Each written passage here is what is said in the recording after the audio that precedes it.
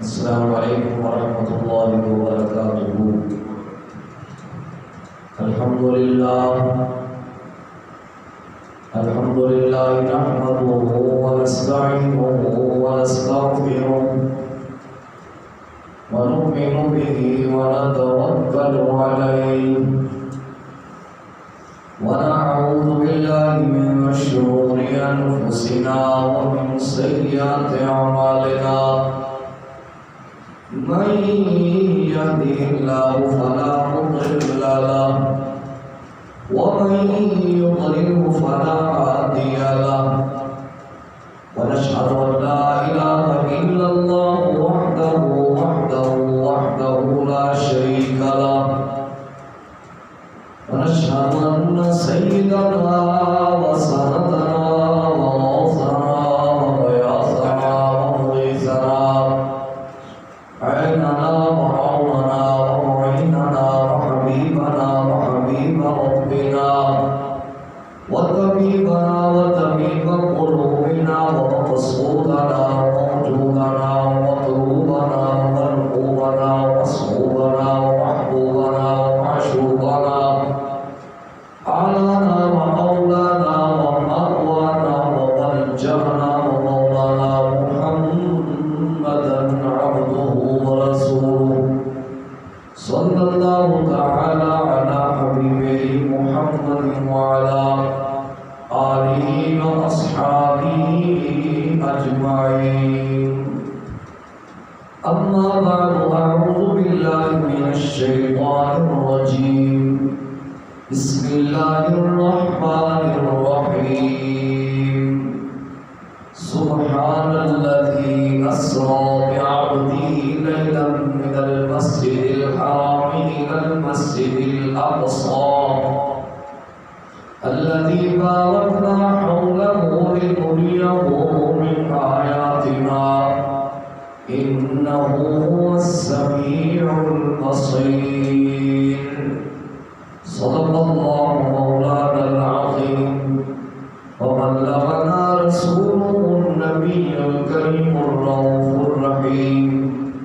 الصلاة والسلام عليك يا سيدي يا رسول الله، الصلاة والسلام عليك يا سيدي يا حبيب الله، الصلاة والسلام عليك يا سيدي يا رحمة للعالمين، وعلى آلك وأصحابك يا سيدي يا خاتم النبيين.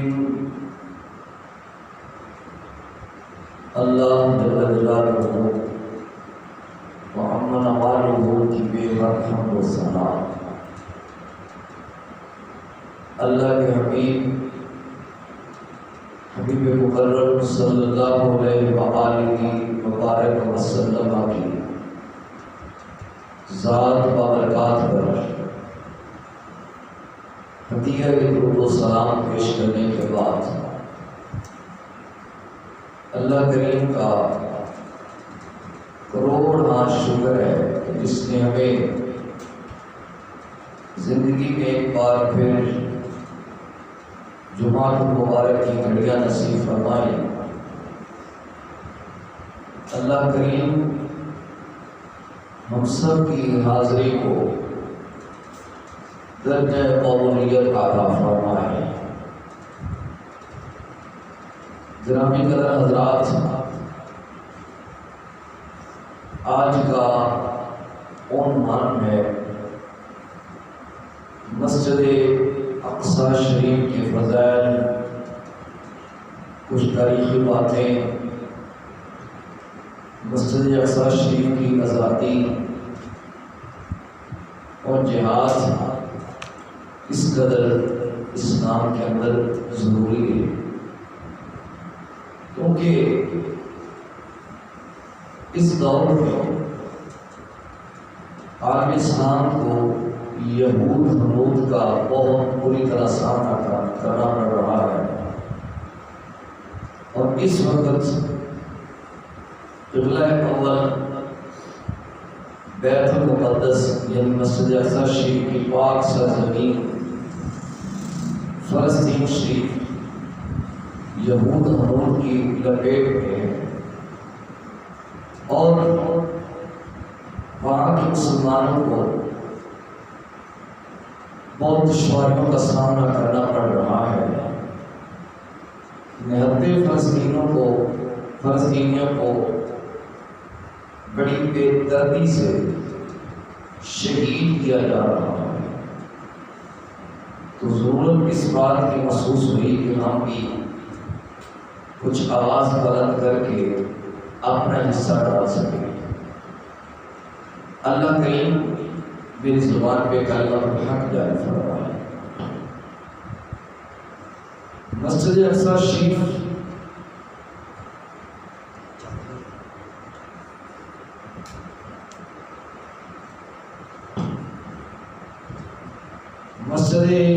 اقصی شریف وہ مسجد ہے کہ اللہ پاک نے قرآن مقدس میں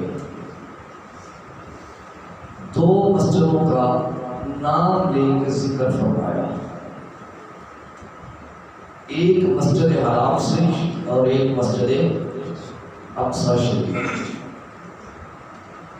اللہ رب العزت نے ان دو مساجد کا نام لے کر قرآن مقدس میں ذکر فرمایا۔ فرمایا سبحان الذی اسری بعبدہ لیلا من المسجد الحرام الی المسجد الاقصی۔ پاک ہے وہ ذات جس نے اپنے بندہ خاص کو سیر کروائی مسجد حرام شریف سے مسجد اقصی تک۔ الذی بارکنا حولہ، مسجد اقصی شریف کیا ہے کہ اللہ تعالیٰ نے اس کے ارد گرد اپنی برکات رکھ چھوڑی۔ مسجد اقصی شریف وہ مسجد ہے کہ جب سیدنا آدم علیہ السلام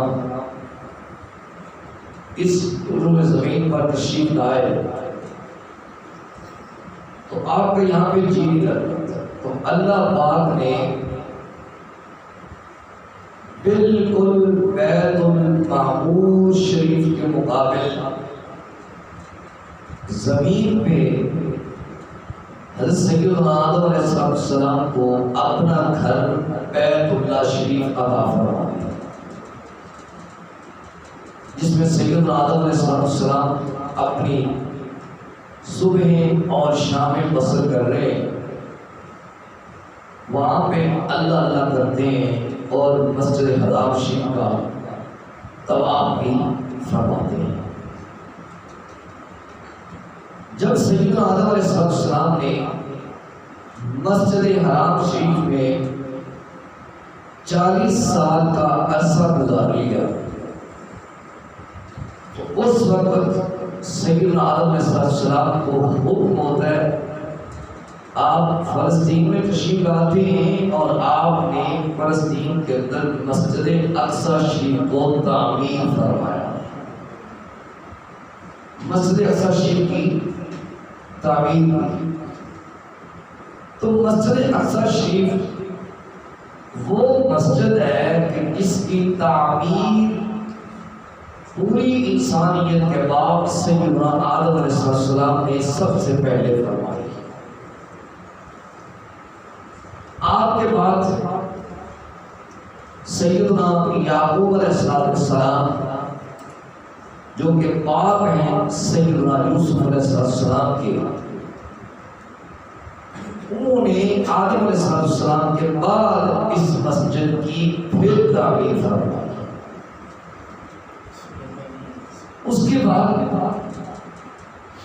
اس مسجد شریف کی تعمیر تیسرے نمبر پر جسے تجدید نو کہا جاتا ہے، یعنی نئے سر سے تعمیر کرنا کسی عمارت کی، تو وہ سیدنا سلیمان علیہ السلام نے اس مسجد کی تجدید نو فرمائی، آپ نے تعمیر فرمائی۔ گویا مسجد اقصی شریف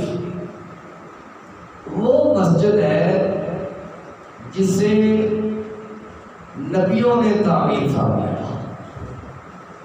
یہ انبیاء کرام علیہ السلام کی تعمیر کردہ جگہ ہے. اس سے یہ پتہ چلتا ہے کہ مسجدوں کی تعمیر میں حصہ لینا، مسجدوں کی تعمیر کرنا، یہ اللہ کے نبیوں کی سنت ہے. اللہ کے نبیوں کی سنت ہے. مسجد اقصی شریف کون سی جگہ ہے؟ مسجد اقصی شریف وہ مسجد ہے کہ جب نبی کریم صلی اللہ علیہ وآلہ وسلم نے معراج کے سفر کا آغاز فرمایا تو معراج کے سفر کا جو پہلا سٹاپ ہے وہ مسجد اقصی ہے.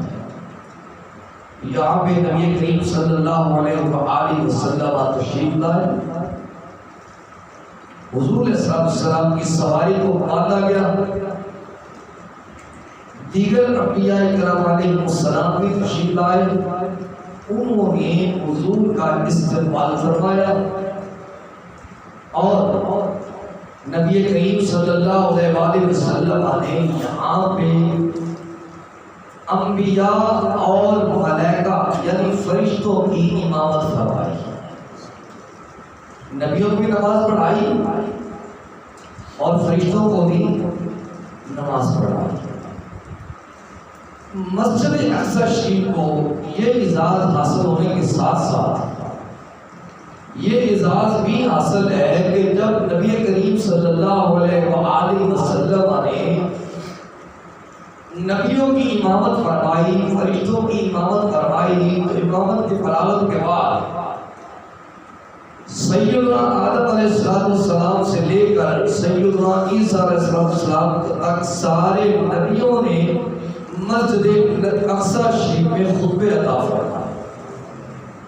یہاں پہ تقاریریں کی گئی اور جب سیدنا آدم علیہ السلام سے لے کر سیدنا عیسیٰ علیہ السلام تک سارے نبیوں نے مسجد اقصی شریف میں خطبے عطا فرمائے، تو اس کے بعد جو سب سے بڑے خطیب ہیں جن کی وجہ سے یہ کائنات مرد وجود میں آئی، جن کی وجہ سے رب کی ربوبیت کا اظہار ہوا، جن کی وجہ سے ہمیں قرآن ملا، جن کی وجہ سے ہمیں رمضان ملا، جن کی وجہ سے ہمیں رحمان ملا،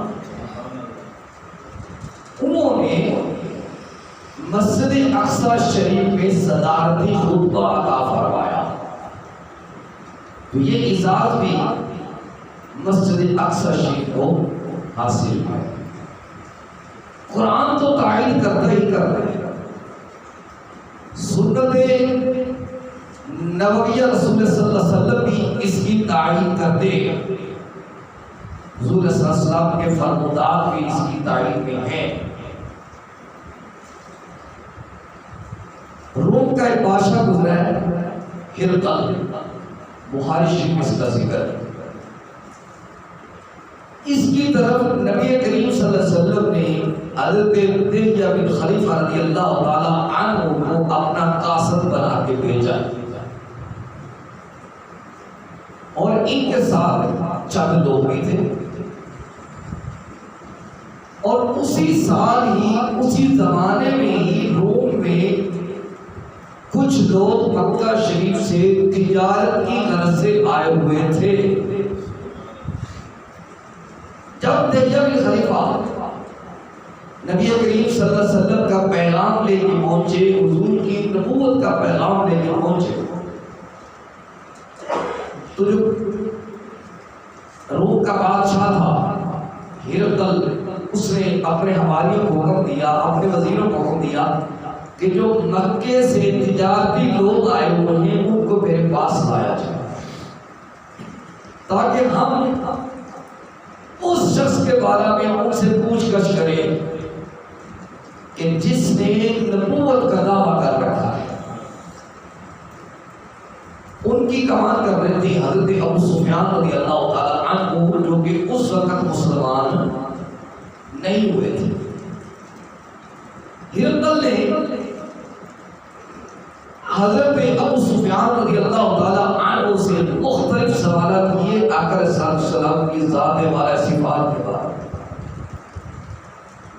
اس نے یہ سوال کیا کہ جس شخص نے نبوت کا دعویٰ کیا ہے، آئے دن لوگ اس کی تائید میں پڑھ رہے ہیں یا کام ہو رہے ہیں، تو ابو سفیان رضی اللہ تعالیٰ عنہ نے جواب دیا کہ اس کی تائید میں لوگ چوک پر چوک پڑھ رہے ہیں۔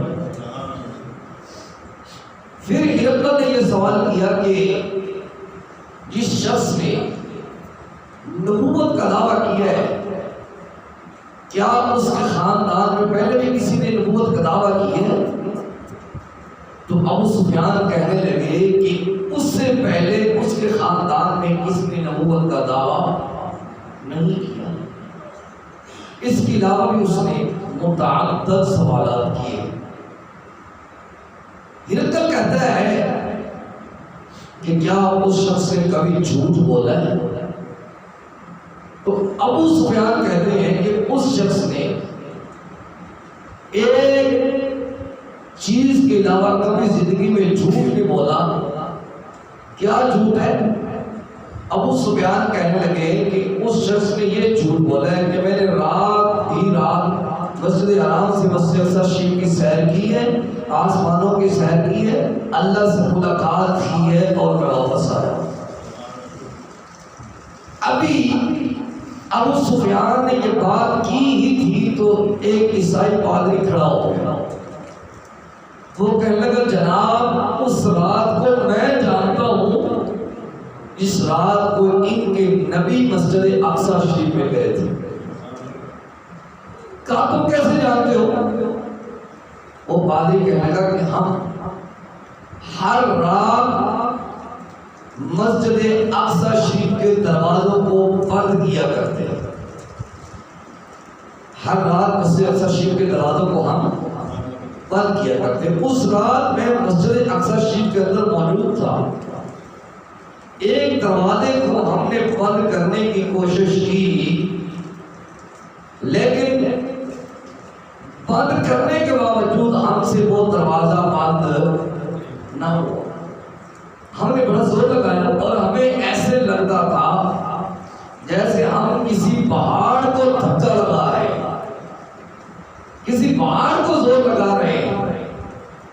اور وہ عیسائی پادری کہنے لگا کہ جب ہم صبح گئے تو ہم نے مسجد اقصی شریف کے ارد گرد جو پتھر پڑے ہوئے تھے ان پر سواریوں کے باندھنے کے نشانات کو پایا،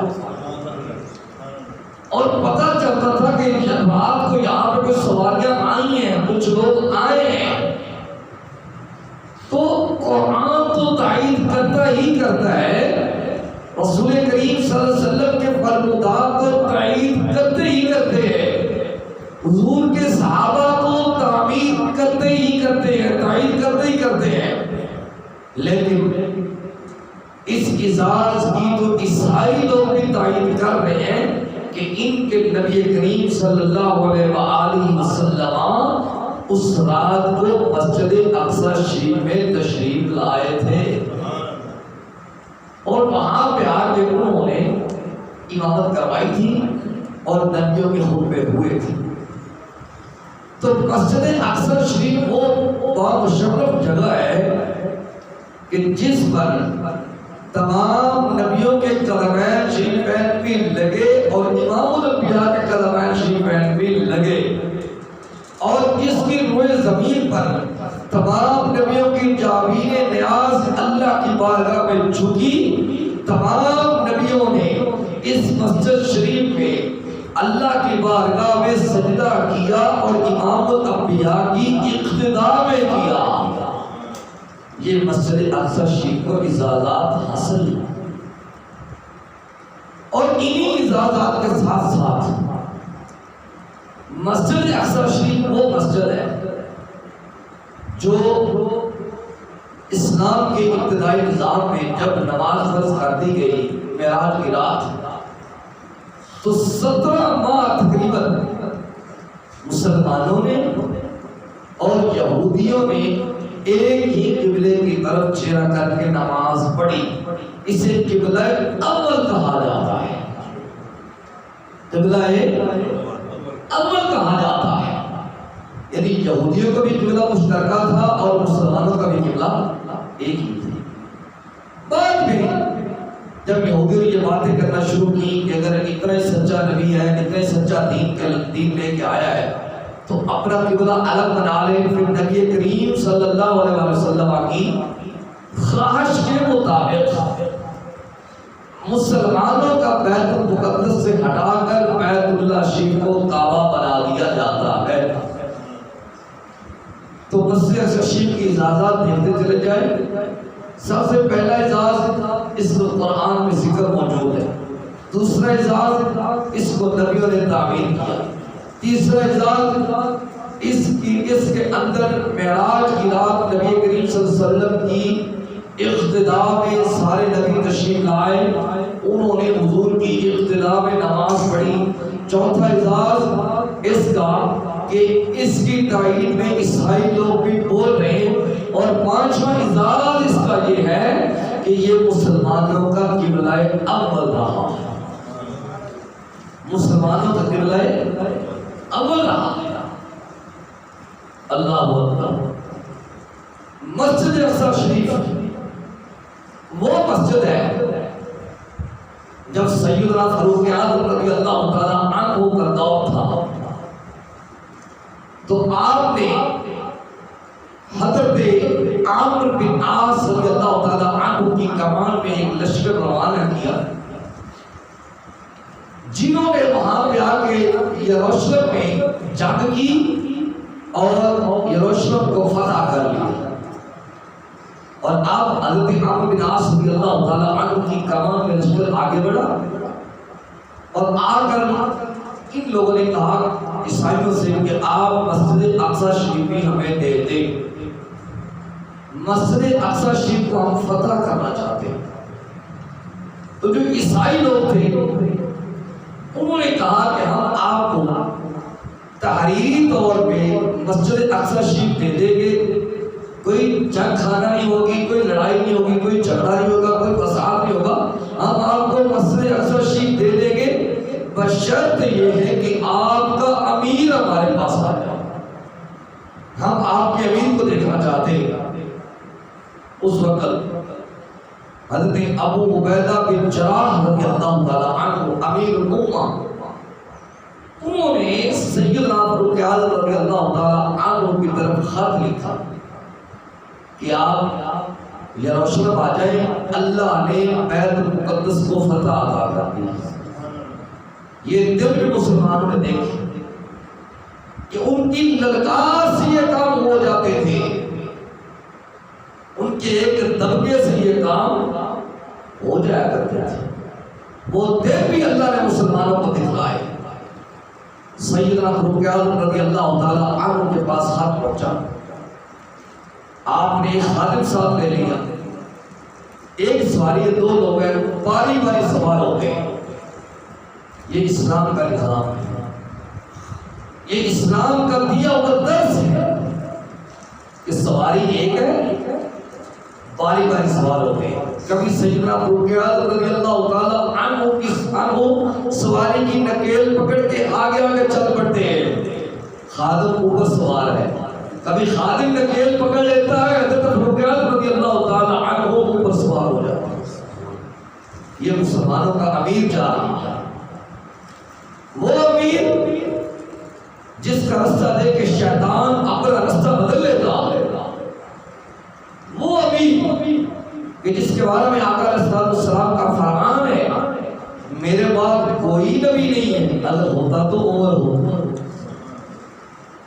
اگر ہوتا تو عمر ہوتا۔ آپ نے بیت المقدس کو فتح کرنا، تقریر بھی اس طرح سونے جیسے سوئے ہوئے ہیں، آپ لوگوں نے بیت المقدس کو فتح کرنا ہے جیسے پتہ ہی نہیں ہے، آپ کے ساتھ سے باتیں گزر رہی ہیں، نہ سبحان اللہ نہ ماشاء اللہ، جمعے پہ آئے خاموشی سے بیٹھے اٹھ کے چلے گئے۔ آپ لوگوں نے بیت المقدس کو فتح کرنا، آپ کے جذبے کو بھی سلام، تھوڑا سا سننے کا شعور پیدا کریں، تو پتہ ہو آپ کو تو سن رہے ہیں، گھٹنوں پہ ہاتھ رکھے بیٹھ گئے، بس جمعہ پڑھاؤ چلے گئے، یہ کیا طریقہ؟ چکنوں کی طرح بیٹھا کریں، پتا چلے کہ مسلمان بیٹھا ہوا ہے. یہ کیا ہوگا؟ جمعے میں آئے تو سستی کر رہے ہیں آپ. سیدنا فاروق اعظم رضی اللہ تعالی عنہ جا رہے ہیں. جب یروشلم قریب آیا تو سیدنا فاروق اعظم رضی اللہ تعالی عنہ کی باری نکیل پکڑنے کی آ گئی اور خادم کی باری سوار ہونے کی.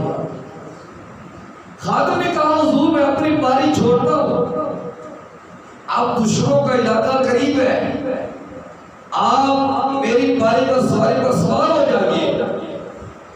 سیدنا فاروق اعظم رضی اللہ تعالی عنہ نے فرمایا میں ایسا نہیں کر سکتا، میں ایسا نہیں کر سکتا.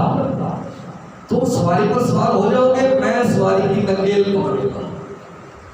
اب دستے کے دستے لوگوں کے آئے ہوئے تھے، مسلمان بھی آئے ہوئے تھے اپنے امیر کا استقبال کرنے کے لیے، اور عیسائی اور یہودی آئے ہوئے تھے کہ ہم دیکھیں مسلمانوں کا امیر کیسا ہے، مسلمانوں کا امیر کیسا ہے.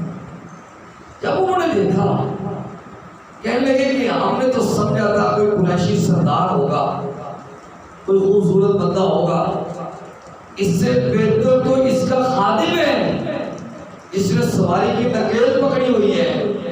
مسلمانوں نے کہا کہ تمہاری آنکھیں دھوکہ کھا گئی ہیں، ہمارے امیر وہ نہیں ہے، ہمارے امیر وہ ہیں جو سواری کی نکیل پکڑ کے آگے آگے چل رہے ہیں، ہمارے وہ سردار ہیں، ہمارے وہ امیر المومنین ہیں. وہ برابری کا تو نے دیا 10 آدمی کو کہ غلام ناکہ پر ہے تو امام چل رہا ہے، کہ غلام ناکہ پر ہے تو امام چل رہا ہے. میری زندگی کا تجھ سے یہ نظام چل رہا ہے، آقا تیرا آستہ سلامت میرا کام چل رہا ہے، تیرا آستہ سلامت میرا کام چل رہا ہے. اللہ اکبر. اب حضرت ابو عبیدہ بن جراح رضی اللہ تعالی عنہ حضرت عمر کے قریب تشریف لائے تو سیدنا فاروق اعظم رضی اللہ تعالی عنہ نے فرمایا ان لشکروں کو پیچھے بھیج دیں، ان لشکروں کو پیچھے بھیج دیں. اب جس طرف جاتے ہیں آدمی ہی آدمی، لوگ ہی لوگ ہیں. تو سیدنا فاروق اعظم رضی اللہ تعالی عنہ نے فرمایا ابو عبیدہ آؤ نا کسی سائڈ پہ چلے. اب سیدنا فاروق اعظم رضی اللہ تعالی عنہ حضرت ابو عبیدہ بن جراح رضی اللہ تعالی عنہ کو لے کے جا رہے ہیں. جدھر جاتے ہیں لوگ ہی لوگ ہیں، جدھر جاتے ہیں لوگ ہی لوگ ہیں. ایک درخت کی اوٹ پہ لے گئے حضرت ابو عبیدہ بن جراح رضی اللہ تعالی عنہ، اور سیدنا فاروق اعظم رضی اللہ تعالی عنہ نے حضرت ابو عبیدہ بن جراح رضی اللہ تعالی عنہ کی گلے میں مائیں ڈالی اور ٹوٹ پھوٹ کے رونے لگے. اور سیدنا فاروق اعظم رضی اللہ تعالی عنہ نے طریق سار جملہ فرمایا جو کہ آج میرے اور آپ کے لیے مشعل راہ ہے. حضرت فاروق اعظم رضی اللہ تعالی عنہ فرمانے لگے اے ابو عبیدہ ہم ایک ذلیل لوگ تھے، ہم ایک رسوا لوگ تھے، ہم مارے پھر رہے تھے، ہمیں کوئی گلے سے لگانے کے لیے تیار نہیں تھا. ہمیں عزت ملی ہے تو محمد عربی کے صدقے سے ملی، ہمیں عزت ملی ہے تو محمد عربی کے جوڑوں کا صدقہ ہے.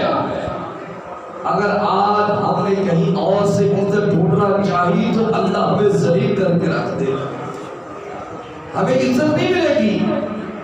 یہ سیدنا فاروق اعظم رضی اللہ تعالیٰ کا ایک سال جملہ ہمیں درس دے رہا ہے، ہمیں سبق دے رہا ہے کہ اگر ہم چاہتے ہیں کہ ہم معاشرے میں باوقار بن جائیں، ہماری عزت کا جھنڈا بلند ہو جائے، ہماری ہیبت لوگوں پہ طاری ہو جائے، تو آؤ صدق دل سے محمد عربی کے در پہ آ جاؤ.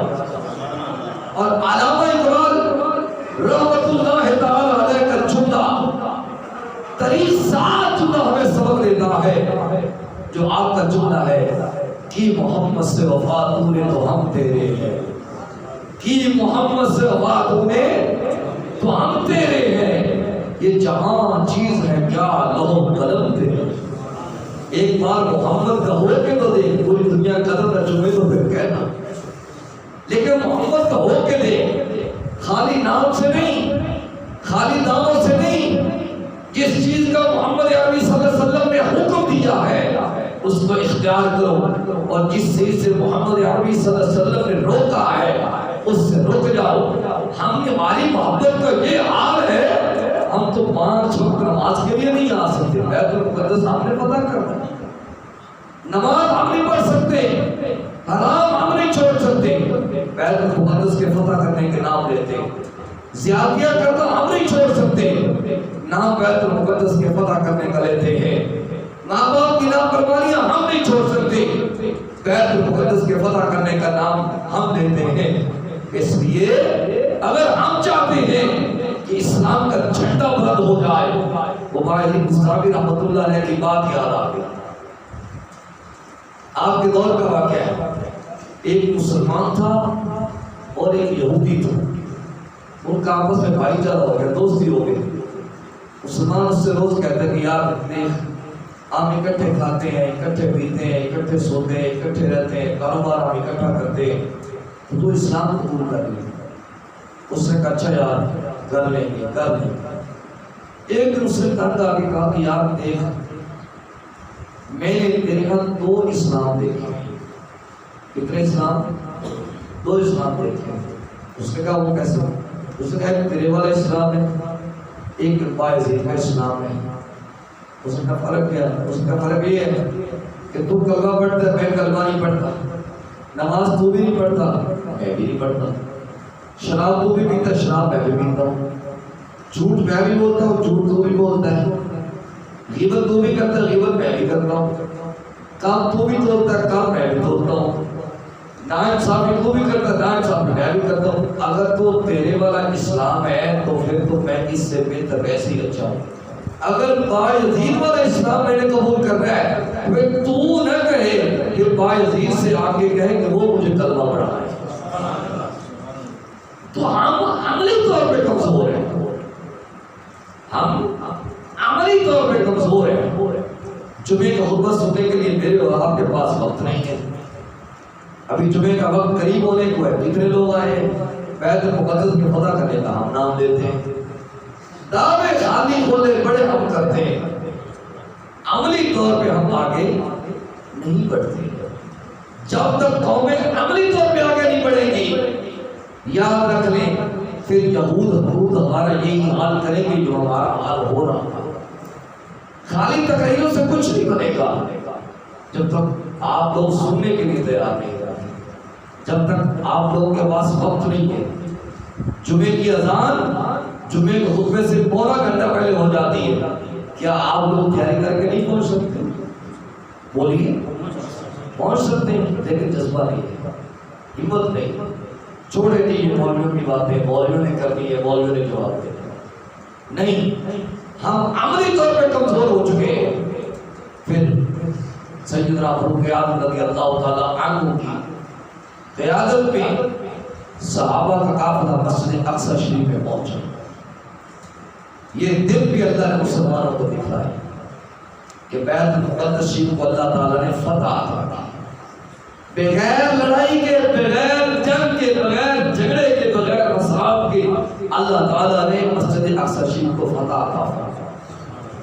اب سیدنا فاروق اعظم رضی اللہ تعالیٰ عنہ نے فرمایا، حضرت بلال حبشی کا، بلال حبشی کو پیش کیا، میں اذان کروں۔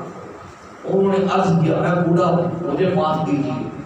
لوگوں نے کہا امیر المومنین بلال اللہ کا خوف کرو، امیر المومنین کا حکم ہے، بجا لاؤ۔ حضرت بلال حبشی رضی اللہ تعالیٰ عنہ نے اذان پڑھی تو حضرت بلال کی اذان سے عمر کی چیخوں کی آواز بلند ہو گئی۔ عمر رو رہے، اور جب عمر رو رہے تو صحابہ رو رہے، پوری مسجد اقصی شریف آہو پکار سے گونج رہی ہے، چیخوں سے گونج رہی ہے۔ پھر سیدنا فاروق اعظم رضی اللہ تعالیٰ عنہ نے فرمایا لوگوں ذلیل لوگ تھے، ہم رسوا لوگ تھے، ہمیں عزت ملی ہے تو محمد عربی صلی اللہ علیہ وسلم کے جوڑوں کے صدقے سے ملی ہے۔ اگر ہمیں کہیں اور سے عزت ڈھونڈنا چاہیے تو اللہ ہمیں ذلیل کر دے گا۔ اگر ہم چاہتے ہیں کہ ہمیں ہماری عزتیں ہمارے قدم چومیں، کامیابیاں ہمارے قدم چومیں، تو ہمیں چاہیے ہم محمد عربی کے در پہ آ جائیں۔ سیدنا فاروق اعظم رضی اللہ تعالیٰ عنہ یہ 23 سال جتنا مسجد اقصی شریف میں ہمیں کوئی درس دے گا۔ اللہ اکبر، اللہ اکبر۔ پھر سیدنا فاروق اعظم رضی اللہ تعالیٰ وہاں سے چلے، عرض دعامہ میں پہنچے، وہاں پہ ٹوٹ پھوٹ کے رونے لگے۔ کسی نے کہا عمر اتنے کڑیل جوان اور یہ عرض دعامہ اور یہ رونے کا انداز۔ فرمایا میں خطاب کا بیٹا ہوں، ایک مرتبہ میرے باپ خطاب نے کسی عرض دعامہ مجھے 5 اونٹ دیے اور کہا ان کو ایک ہی لائن میں سیدھا کھڑا کرو۔ میں ایک کو سیدھا کرتا دوسرا ٹیڑھا ہو جاتا، دوسرے کو کرتا تیسرا ہو جاتا، تیسرے کو کرتا پہلا ہو جاتا۔ کہتے میرے باپ خطاب نے مجھے بڑا مارا، کہا عرب کے بیٹے ہو کہ تم 5 اونٹ ایک لائن میں کھڑا نہیں کر سکتے؟ کہا ایک وہ وقت تھا، آج وہ وقت ہے کہ عمر کی سلطنت ہے، شرق سے غرب تک لوگ ایک ہی لائن میں کھڑے ہیں، یہ محمد عربی کے جوڑوں کا صدقہ نہیں ہے تو اور کیا ہے؟ یہ ہمارے اسلام کا نظام ہے۔ اور یہ کچھ مسجد اقصی شریف کے اعزازات میں نے آپ کے سامنے ذکر کی۔ پھر آ جائیے نبی کریم صلی اللہ علیہ وآلہ وسلم نے فرمایا جو بندہ میری سنت کی پیروی کرے گا، میری سنت پہ چلے گا، سنت سے مراد حضور صلی اللہ علیہ وسلم کا طریقہ، حضور کا بتایا ہوا راستہ، جو میرے راستے پہ چلے گا، میری سنت پہ چلے گا، اللہ اسے 4 انعامات عطا فرمائے گا۔ نمبر 1، اس بندے کی محبت اللہ نیک لوگوں کے دل میں بسا دے گا۔ نیک لوگ اس سے محبت کریں گے اور بے لوث محبت کریں گے۔ کیوں محبت کریں گے؟ کہ یہ نبی کریم صلی اللہ علیہ وآلہ وسلم کی سنت پہ چلتا ہے۔ جسے پاک میں آتا ہے جب کوئی بندہ حضور صلی اللہ علیہ وسلم سے محبت کرتا ہے تو اللہ پاک فرماتا ہے فرید جبریل جی جائے گا اللہ کو فلاں بن فلاں سے محبت ہوگی تو بھی اس سے محبت کر، جبریل بھی اس سے محبت کرتا ہے، اللہ بھی اس سے محبت کرتا ہے۔ اللہ فرماتا ہے جبریل حکم ہو، اللہ کو فلاں بن فلاں سے پیار ہے تو بھی اس سے پیار کرتا ہے، آسمانوں کی مخلوقات کی ڈیوٹی لگا دے وہ بھی اس سے محبت کریں۔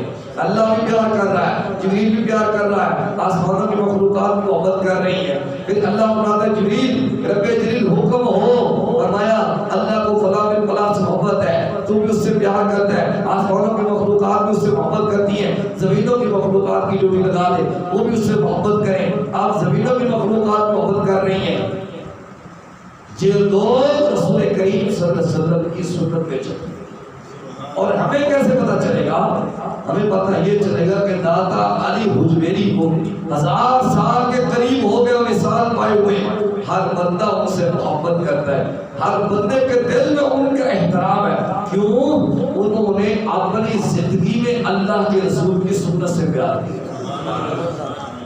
یہ پہلا انعام ہے کہ جو بندہ سنت رسول اللہ صلی اللہ علیہ وسلم کی پیروی زندگی کو بسر کرتا ہے، اللہ اس کو 4 انعام دیتا ہے۔ ان میں سے پہلا انعام یہ ہے کہ اللہ تعالیٰ نیک لوگوں کے دل میں ان کی محبت ڈال دیتا ہے۔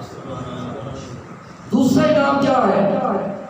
اللہ تعالیٰ لوگوں پر اس کی ہیبت طاری فرما دیتا ہے، لوگوں کے دلوں میں اس کا روب آ جاتا ہے، اس کا دبدبا آ جاتا ہے۔ روب بنانے سے نہیں بنتا۔ آج کو لوگ بڑی شو مارتے ہیں، ہمارا بڑا روب ہے، میرا بڑا نام ہے علاقے میں۔ تیرا نام ہوگا عارضی، جو تو نے اسلحے کے زور پہ پیدا کیا ہے، تو نے بدماشی کے نام پہ پیدا کیا ہے، تو نے لوگوں پر زیادتیاں کر کے پیدا کیا ہے۔ یہ روب نہیں ہے، اس روب سے تو مر جانا بہتر ہے۔ روب وہ ہے جو اللہ کسی کے دل میں ڈال دے۔ جو لوگ اس کی کے دل سے عزت کرے، اس کی بدماشی کی وجہ سے اس کی عزت نہ کرے، اس کے عہدے کی وجہ سے اس کی عزت نہ کرے، بلکہ لوگ ہیں کہ یار خاموشی سے بیٹھا، یہ اللہ کا بندہ ہے، یہ رسول اللہ کا غلام ہے، یہ شریعت کا پابند ہے، کہیں ہم سے کوئی غلط بات صدر ہو جائے، یہ روک ہوتا ہے، جسے ہم لوگ کہتے ہیں وہ روک نہیں ہوتا۔ تیسرا انعام کیا ہے؟ تیسرا انعام یہ ہے کہ جو بندہ سنت رسول اللہ صلی اللہ علیہ وسلم کی پیروی کرتا ہے، اللہ اس کے رزق میں کشادگی فرما دیتا ہے، اس کے رزق میں برکت فرما دیتا ہے۔ رزق میں کثرت کا ہونا برکت نہیں ہے۔ کتنے لوگ ہیں؟ کروڑوں پتی ہیں، ارب پتی ہیں، جب پوچھ لیں کچھ بھی نہیں ہے، بھوکے مار گئے ہیں، حالانکہ ان کی لاکھوں روپے تنخواہ ہوتی، لاکھوں روپے آمدنی ہوتی، لیکن ان کی زبان پہ شکر نہیں ہوتا، اس لیے کہ اندر سنت رسول اللہ صلی اللہ علیہ وسلم کی پیروی نہیں ہے، حضور کی سنت کی محبت ہی نہیں ہے۔ تو جو رزق میں برکت ہوتی ہے نا، تھوڑا بھی ہو تو اللہ جب اس میں برکت ڈال دیتا ہے، پھر بندے کا گزارا اچھا خاصا ہو جاتا ہے، بندہ پھر ہر وقت کہتا ہے الحمدللہ، اللہ کا شکر، اللہ کا شکر۔ چوتھا انعام کیا ہے؟ جو بندہ سنت رسول اللہ صلی اللہ علیہ وسلم کی پیروی کرتا ہے، اللہ اس کو دین پہ بخت بھی عطا فرما دیتا ہے۔ یہ چار انعامات ہیں جو سنت رسول اللہ صلی اللہ علیہ وسلم کی پیروی کرتے ہیں۔ اور جو بندہ سنت رسول پاک صلی اللہ علیہ وسلم کی پیروی نہیں کرتا، اللہ اس کو تین سزائیں دیتا ہے، اللہ اس کو تین سزائیں دیتا ہے۔ نمبر ایک، رزق سے برکت پہنچ جاتی ہے، جتنی مرضی کثرت آ جائے، جتنا مرضی پیسہ اکٹھا کر لو، پیسہ تو ہوگا لیکن اس کے اندر برکت نہیں ہوگی۔ نمبر دو، اولاد نافرمان ہو جاتی ہے۔ آج یہ ہو رہا ہے یا نہیں ہو رہا؟ آج باپ بچوں سے ڈر رہا ہے یا نہیں ڈر رہا؟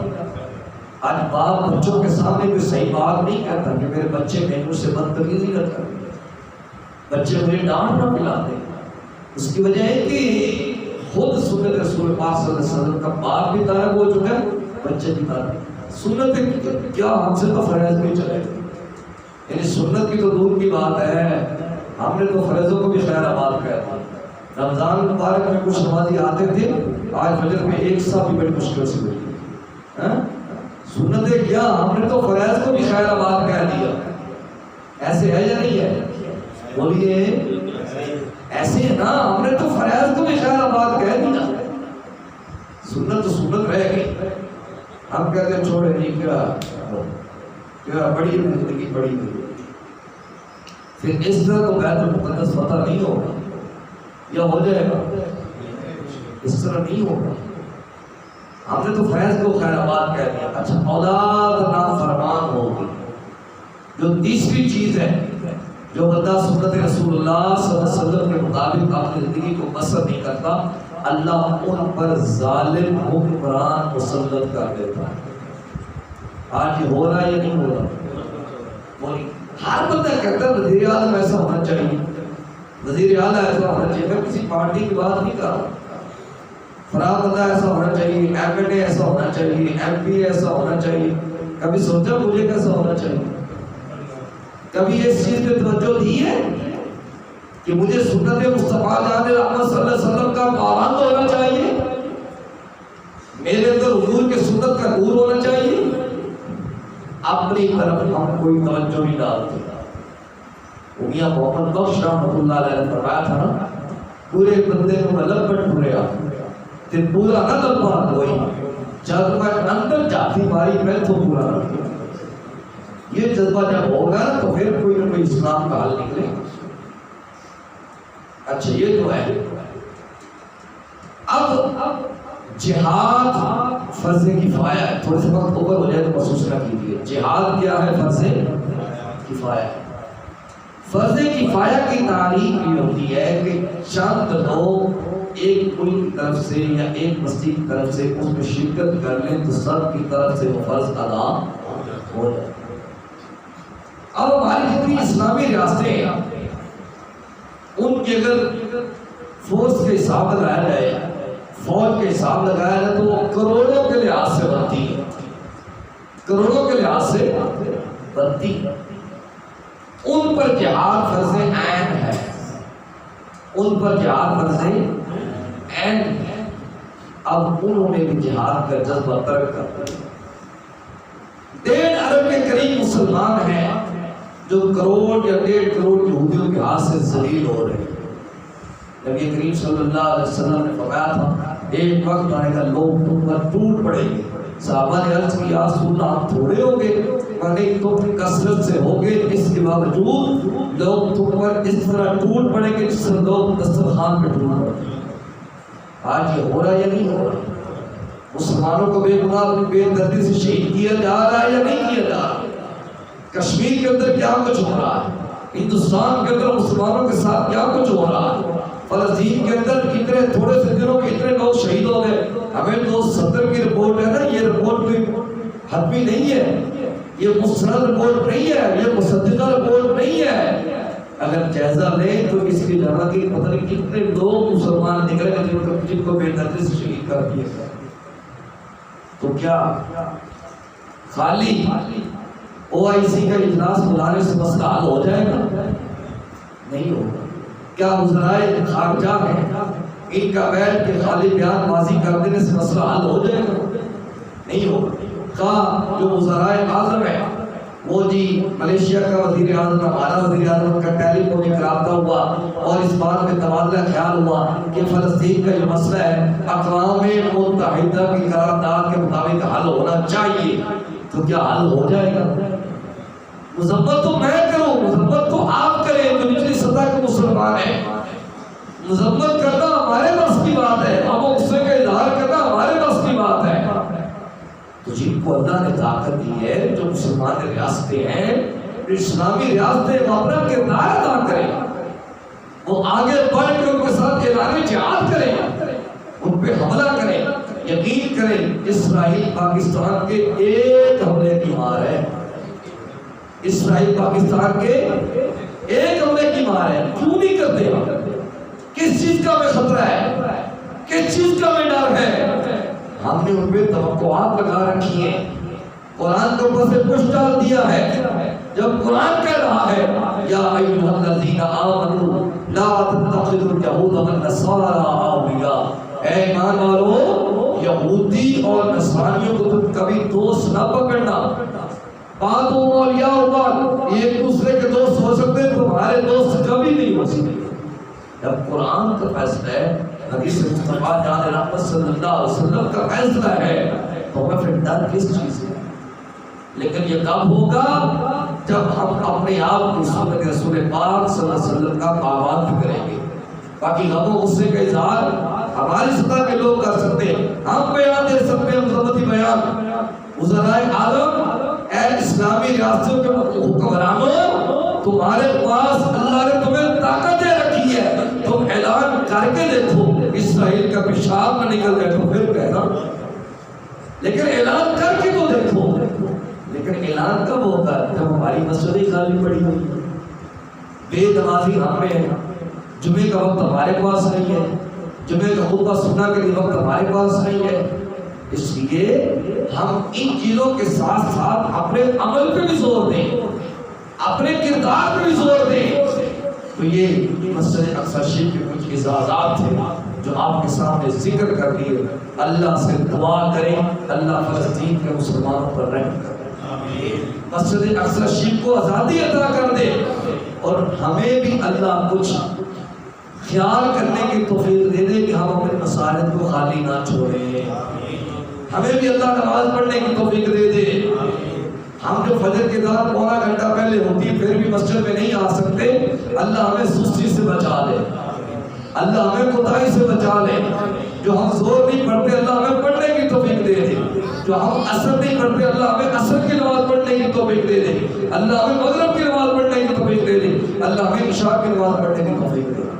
اب یہ نہ کہ میں تھکا آ رہا ہوں، میں نے تو یہ بھی کیا، یہ بھی کیا، یہ بھی کیا، یہ بھی کیا، نہیں، یہ بہانے نہیں چلے گی، یہ نہیں چلے گی چیزیں۔